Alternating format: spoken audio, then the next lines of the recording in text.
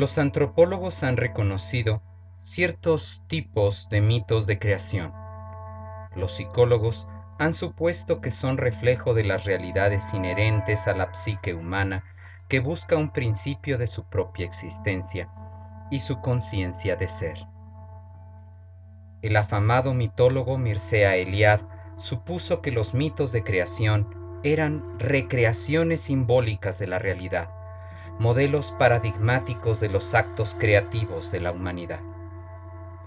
Los mitos de creación muestran siempre un principio regido por el orden, un nacimiento ordenado o cosmogonía, en clara conformación griega, cosmos, orden, gignomai, origen.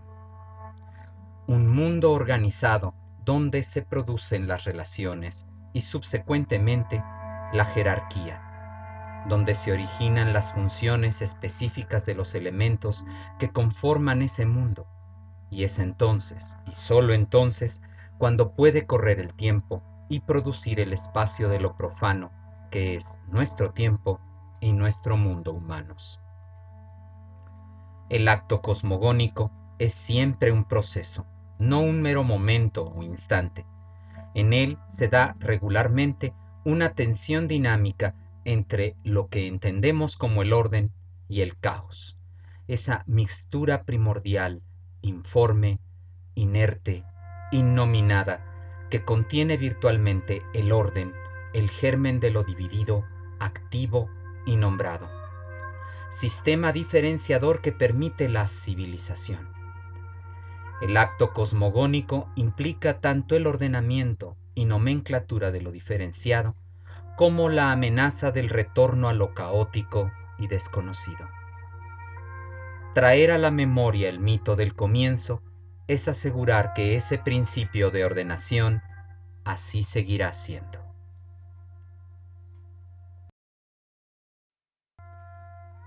Será el poeta Hesiodo quien nos ofrezca la más antigua y detallada versión de los mitos primigenios. Los dos primeros seres de la creación hesiódica son Caos, más propiamente abismo, y Gea, Gaia, Ge, la tierra. Caos, abismo, aparece 3 veces más en el texto hesiódico, todas en el contexto de las tinieblas. En una de ellas se le califica como tenebroso y en las otras no se halla personificado. En dichos versos se le presenta como una cima, una profundidad que se extiende entre la tierra y el tártaro. Lo que me parece más importante a destacar es que tanto Caos, abismo, como Gea, tierra, son seres primigenios que llegaron a ser, gignomai. No nacieron o fueron, como es usual en otras teogonías y en los postulados filosóficos posteriores. Y que su aparición o existencia, si bien sigue un orden, esto no indica, como supone Ross, que Gea provenga de Caos, sino que su aparición es casi simultánea y cuando más contrapuesta por el uso de la palabra autar en el texto hesiódico. Pues uno es el vacío, en tanto que la otra es el sustento siempre firme de los inmortales todos. Ambas deidades están contrapuestas además en el dibujo de sus personalidades míticas. Caos, abismo, aunque de género masculino, resulta un ente neutro cuya única participación es genealógica, en tanto que Gea es un personaje central en el mito de origen y sucesión divinas, así como en otras apariciones esporádicas del mito. Si confrontamos otras fuentes cosmogónicas, encontraríamos que Caos no existe en la biblioteca del pseudo Apolodoro, y que nuestra traducción semántica de caos como desorden la debemos al pensamiento latino de Ovidio, para quien la cosmogonía es el acto ordenador, pero de un numen, un gusto filosófico del poeta y de la época de su creación.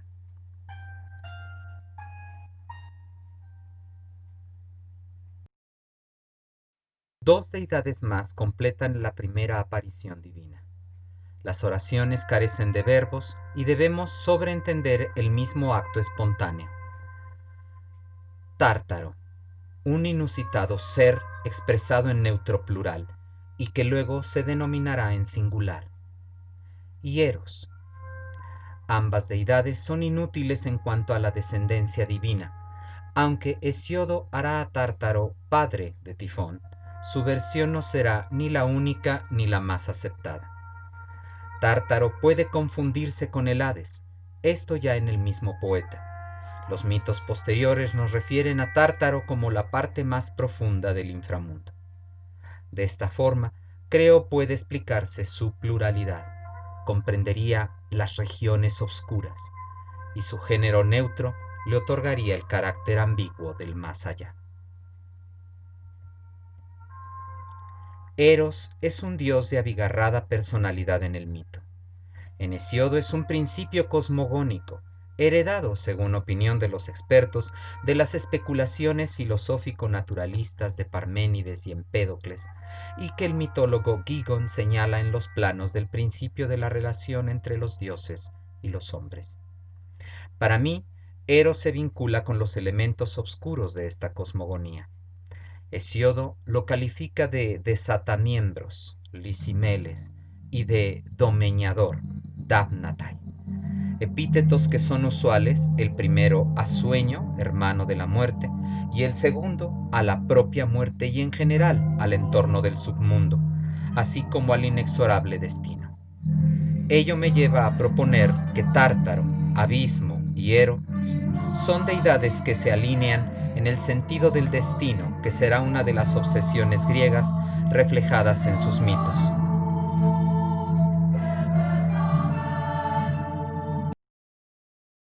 Los versos siguientes señalarán las primeras generaciones divinas que se caracterizan por su contraposición en sexual y asexual. De nuevo, Caos inaugura el proceso, trayendo a la vida a Erebo y Nix.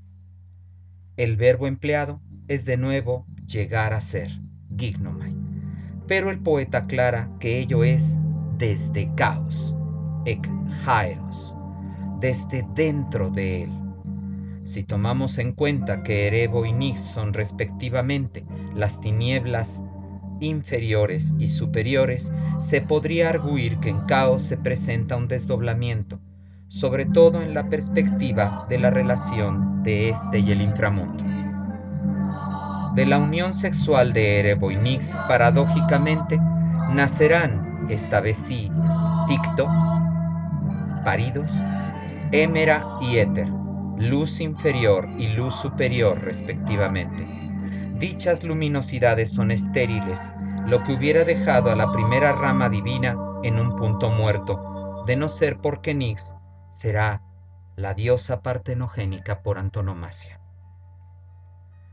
Ahora bien, por ser la primera pareja mencionada, algunos creen que estos inician la reproducción sexual, pero olvidan que simultáneamente a la generación de Caos, Gea produce o procrea, gignomai, a Ponto, el mar, a Uro, las montañas, y a Urano, el cielo.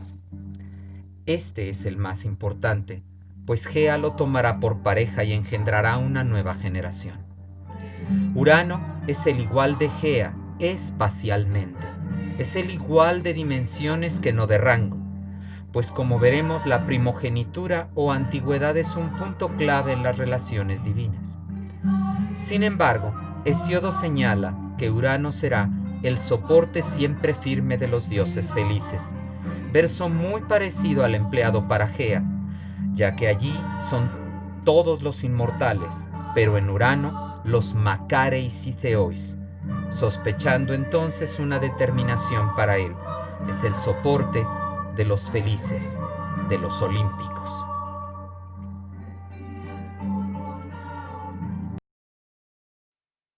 Aun cuando Hesiodo menciona cómo la unión sexual de Gea y Urano producirá una serie de deidades, luego de enlistarlas asegura que celoso o temeroso, pues esos hijos son los más terribles, apenas nacían los escondía en las entrañas de su madre. Y aquí, como con Kirk, debo admitir que dicho acto egoísta comprende a todos sus descendientes. La acción de Urano se comprende como un intento de limitación del cosmos. El acto del dios es un episodio común en las mitologías. Un creador impide por temor el nacimiento de una nueva generación o de una deidad. Urano impedirá el parto de Gea y por ello la diosa urdirá una mala acción astuta, pagando mal con mal, la vieja ley del talión. Mas Zeus cambiará las cosas, y he aquí la enseñanza moral del poeta. Los dioses engendrados por Urano y Gea son tres grupos con nombres colectivos: los hecatonquiros, los cíclopes y los titanes. Estos últimos equilibrados en género, pero todos formando colectividades: 3 hecatonquiros, 3 cíclopes y 4 veces 3 titanes. Los cíclopes, los de ojo redondo, literalmente, son semejantes a los dioses. No comparten la inmortalidad divina entonces. Sus nombres son Brontes, Estéropes y Arges, trueno, rayo y relámpago, respectivamente. Y son tanto los creadores de dichos elementos como los elementos mismos, en el ya mencionado juego siempre de la inmanencia.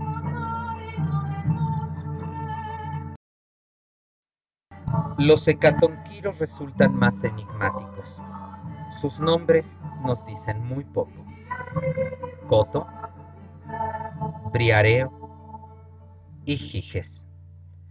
El primero sin una etimología clara, el segundo significando fuerte, furioso, y el tercero, tal vez relacionado con la palabra gigante, literalmente signifique nacido de la tierra.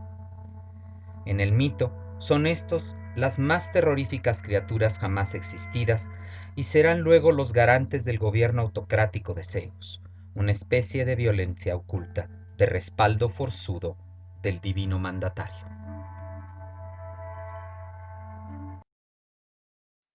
Los titanes resultan los más importantes y mejor personalizados, aunque la mayoría no sobrevivirá al enfrentamiento con los olímpicos ni en el mito ni en la religión. De la lista de 12 que Hesíodo transmite, no todos son nombres griegos y la mayoría solo tienen una relevancia mítica a nivel generacional. El orden que presenta el poeta, 5 varones, 6 mujeres y Crono, llevan por intención destacar a este, el último hijo, que será el primero en nacer, y es caracterizado con 3 epítetos muy elocuentes: Deinótatos, el más terrible; Anquilómetes, el de astucia retorcida; y Hoplótatos, con un doble sentido, el más joven, pero también el mejor armado. No obstante, parece que 6 son los nombres principales cuando hablamos de titanes: Crono, Océano, Japeto, Rea, Tetis y Temis. Estas sus parejas según diversas fuentes. Curiosamente, estos titanes son los que resultan con raíces no griegas.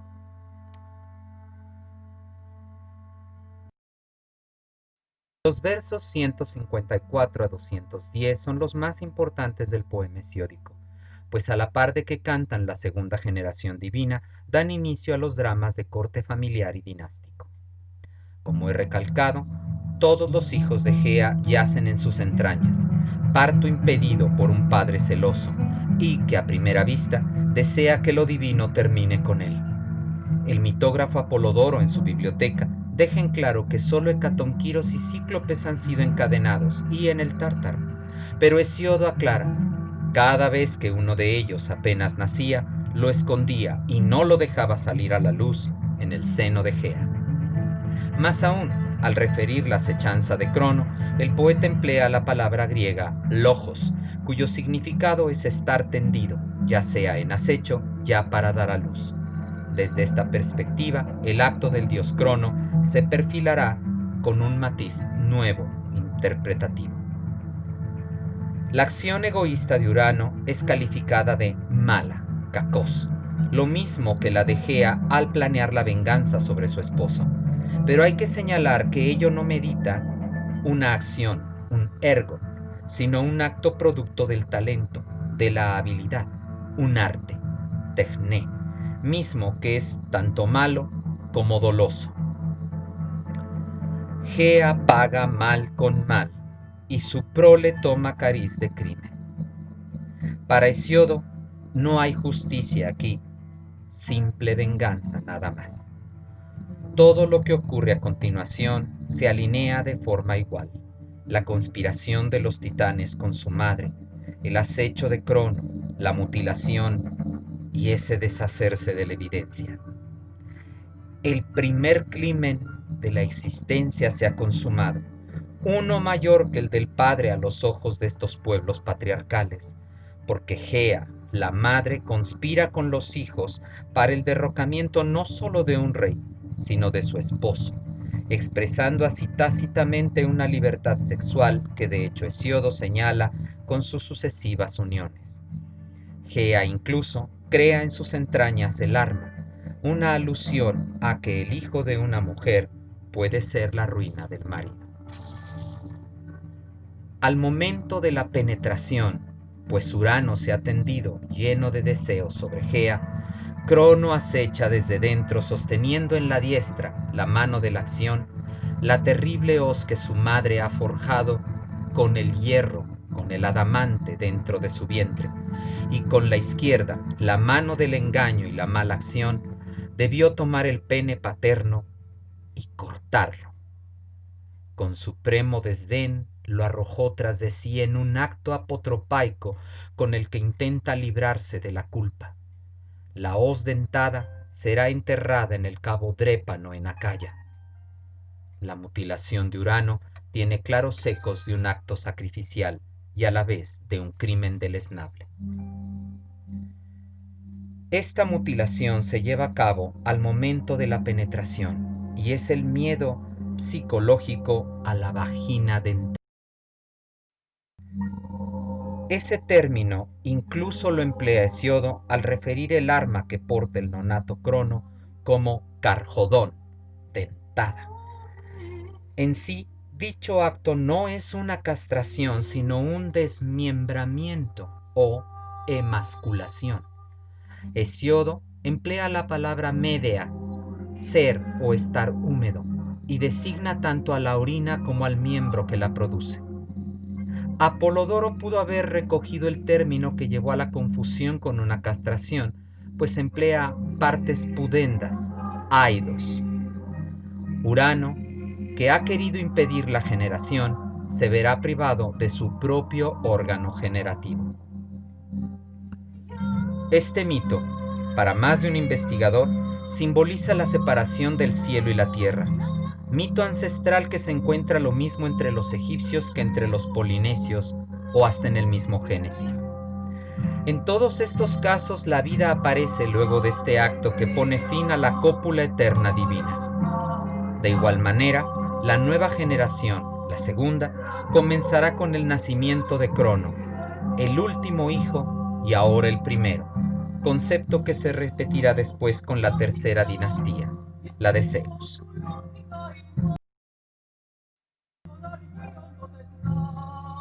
A partir de estos versos comienza una verdadera explosión de vida. La sangre derramada de la herida de Urano es absorbida por Gea, obviamente en su matriz, donde se realizó la mutilación.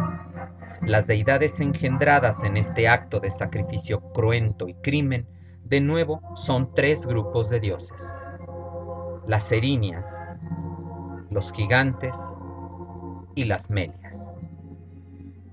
Luego de este parto semipartenogénico, Gea amará la unión sexual como un medio procreativo.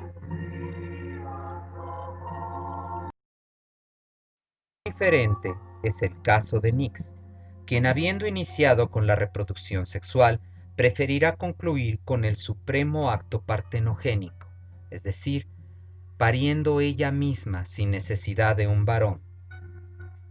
La lista de deidades que se enumeran del verso 212 al 232 se podrían clasificar a mi juicio de la siguiente manera. Las deidades de la muerte como Ker, Moros, Tánato, Himnos y Oneiros, y las deidades del destino, destacándose Moiras y Keres. Vendrá luego Eris, imagen de un destino que se cumple en la vida, discordia y a la vez lucha. Ella misma, también de forma partenogénica, entregará a la humanidad un nuevo conglomerado de dioses abstractos relacionados con lo inexorable en la vida humana.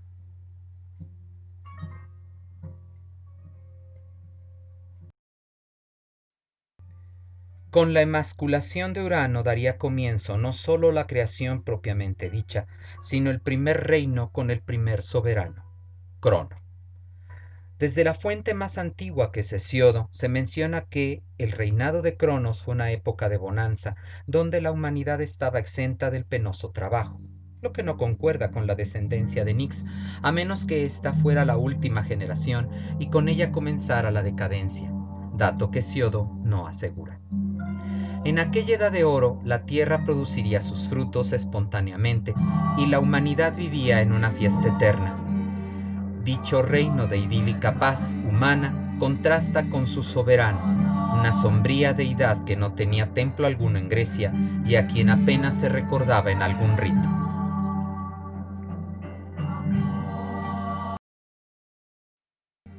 Crono había sido advertido, maldito por Gea y Urano, de que un hijo suyo lo derrocaría, y para evitarlo los engulle, catapino, que no los devora, una mala interpretación llevada al extremo en grotescas imágenes.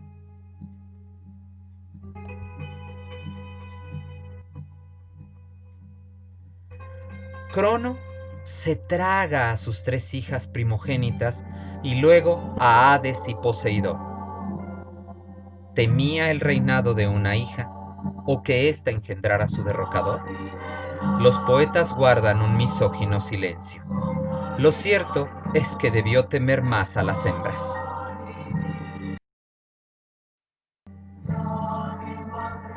Rea, a la que eufemísticamente llamamos esposa, pues Hesiodo aclara que fue domeñada por Cronos, está poseída de un dolor infinito, un pathos, una pasión que la llevará a las más insospechadas acciones. Se forja un nuevo engaño contra un nuevo padre que impide la procreación de la madre. Las hembras se confabulan. Gea y Rea, acompañadas de un resentido y feminoide Urano, burlarán la vigilancia de Crono, auxiliadas por el poder de la astucia, Metis, del que ellas son depositarias. Nacería un Salvador y lo haría en una cueva.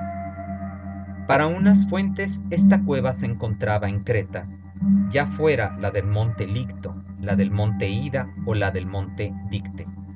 Otras fuentes mencionan una cueva de Arcadia en el monte Liceo, donde, según contaban los lugareños, no se proyectaba ninguna sombra. Para Hesiodo, Zeus nació en el Licto cretense. Hasta ahí viajó Rea cuando le llegaron los dolores, y auxiliada por una nueva aliada, Nix, que la envolvió en las sombras, dio ella a luz. La diosa dejó a su hijo al cuidado de unas ninfas y regresó con Crono, a quien entregó una piedra envuelta en pañales que el dios engulló sin dilación.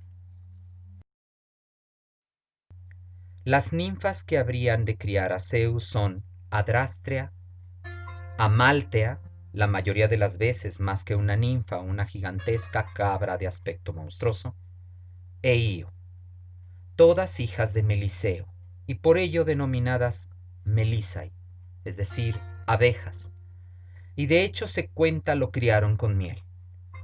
Según añejas versiones, Zeus tenía incluso un compañero de juegos, un hijo de la cabra Amaltea, un ser caprino llamado Egipán o Pan solamente. Lo primero que hicieron las ninfas fue depositar a Zeus en una cuna de oro suspendida en un árbol, para que Crono, a la sazón desconfiando de lo que había engullido, no pudiera encontrar al pequeño, porque no estaba ni en el cielo, ni en la tierra, ni en el mar, un clásico elemento de cuento folclórico. El divino bebé mamaba la ubre de Amaltea o degustaba la miel, mas cuando lloraba, los curetes, literalmente los jóvenes, personajes extraños que parecen ser espíritus tónicos relacionados con Gea, entendida como la naturaleza, golpeaban sus escudos con las lanzas y espadas, mientras danzaban en torno a la cuna a fin de que los gemidos del bebé no alertaran a Crono en su ubicación.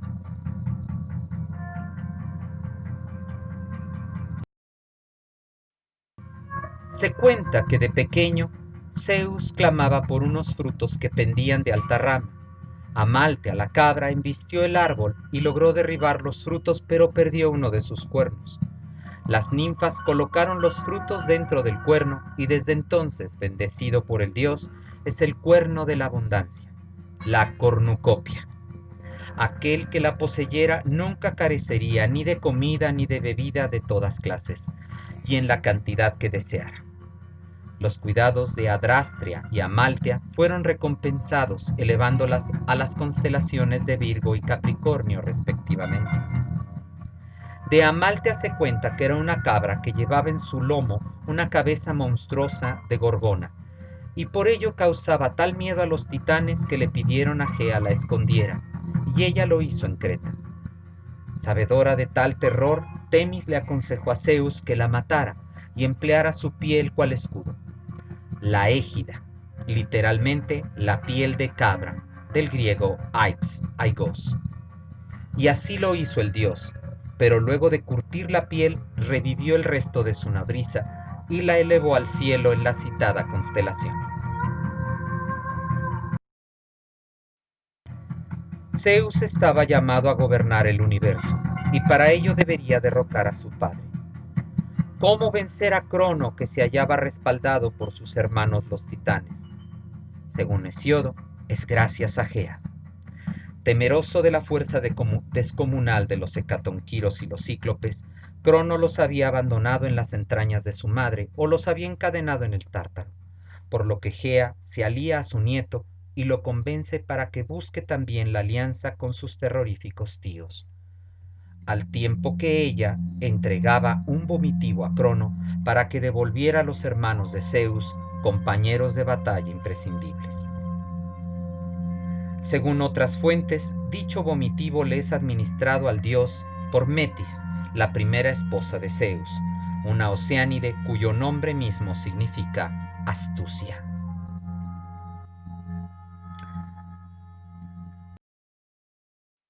Zeus y sus hermanos convocarían a una guerra, convencerían a los hecatonquiros y los cíclopes ofreciéndoles néctar y ambrosía como premios a sus esfuerzos, y recibirían también a algunos descendientes de titanes como aliados.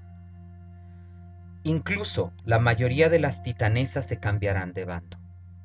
Hesiodo señala a Estix o Éstiga, la primogénita de Oceano, quien acude al llamado de Zeus acompañada de sus hijos.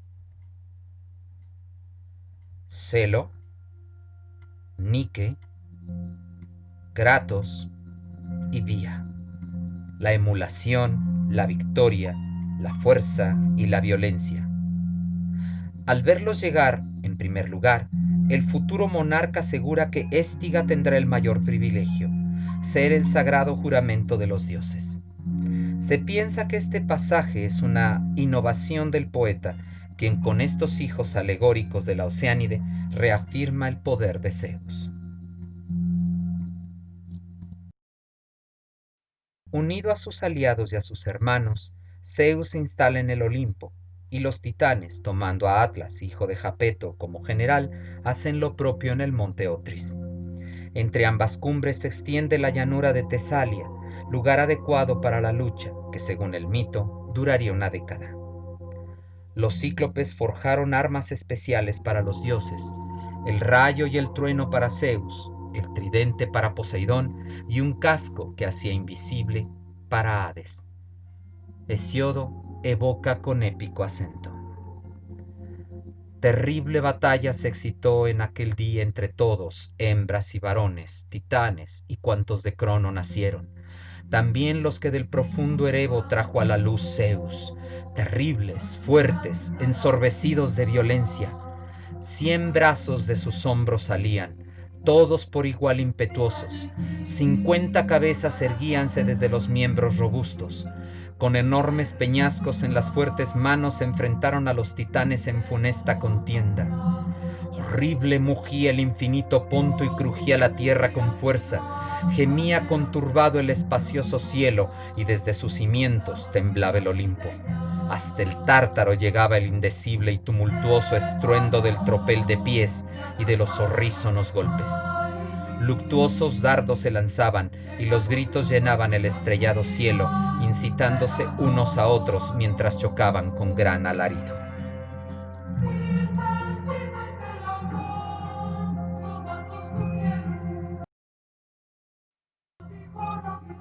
Mas Zeus no contuvo más su poder, llenó su pecho de furia, explotó con toda su fuerza, saltó fulminando sin cesar desde el cielo y el Olimpo, volando de continuo el rayo, el trueno y el relámpago, retorciendo desde su robusta mano la llama sagrada en denso torbellino. En derredor tronaba y ardía la tierra dadora de bienes y en fuego chirriaba la inmensa floresta, hervía el subsuelo y las corrientes del océano junto con el Ponto estéril. Ardiente vapor envolvía los terrígenas titanes y las llamas se elevaban inmensas hasta el divino éter, cegando con el resplandor del rayo y el relámpago. Cual si Gea y el espacioso Urano se encontrasen, ella abatida en lo bajo, él precipitándose de lo alto. Tal era el fragor de los dioses combatiendo. La descripción de Hesíodo no deja lugar a dudas. La titanomaquia era semejante al momento mismo de la creación, cuando Gea y Urano se unieron por primera vez. Luego de la terrible refriega, los hecatonquiros tomaron las primeras filas y socavaron a los titanes con una lluvia de 300 peñascos y los cubrieron por completo. Encadenados, fueron arrojados al Tártaro, donde Poseidón construyó un muro de bronce y puso por guardias a Briareo, Coto y Giges. Píndaro cuenta que los titanes fueron perdonados. Plutarco recuerda que Crono estaba en una lejana isla del norte que el historiador cree cercana a Gran Bretaña. El dios y sus hermanos yacen dormidos eternamente, y las suaves auras les llevan ambrosía que destilan en sus labios. Otras leyendas aseguran que Crono y Rea son los soberanos de la llanura elísea, paraíso heleno donde reinstalaron la Edad Dorada. No obstante, el titán Atlas nunca fue perdonado y su castigo consistió en sostener en su espalda la bóveda celeste según unos, el universo entero según otros.